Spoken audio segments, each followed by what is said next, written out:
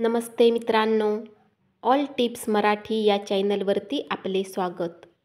मित्रांनो, आज आपण जाणून घेणार आहोत उद्योगिनी योजना काय आहे आणि या योजनेसाठी आवश्यक ती कागदपत्रे.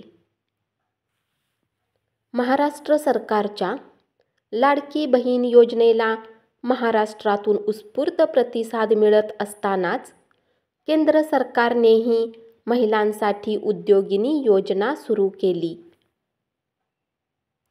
महिलांना व्यवसायासाठी कर्ज मिळावे म्हणून ही योजना आणण्यात आली आहे. महिला आर्थिकदृष्ट्या सक्षम व्हाव्यात असे या योजनेमागचे उद्दिष्ट आहे. उद्योगिनी योजनेअंतर्गत महिलांना 3 लाखापर्यंत कर्ज मिळवता येईल. या योजनेअंतर्गत 88 प्रकारचे उद्योग येतात. महिलांना आर्थिकदृष्ट्या स्वावलंबी होण्यासाठी आर्थिक मदत करणे हा या योजनेमागचा उद्देश आहे.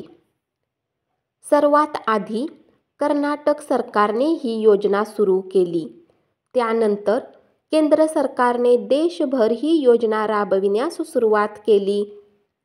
पात्रता: 18 वर्षे ते 55 वर्षे वयोगटातील महिला.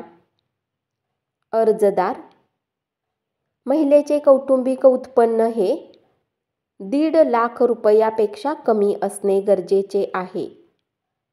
दिव्यांग, विधवा आणि परित्यक्ता महिला.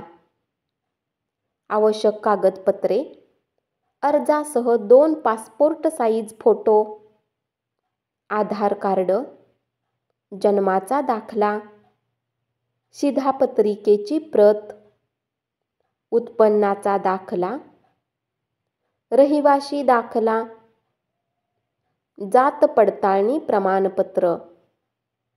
या योजनेसाठी अर्ज करणाऱ्या महिलांना त्यांचा क्रेडिट स्कोअर व्यवस्थित आहे ना याची खात्री करून घ्यावी.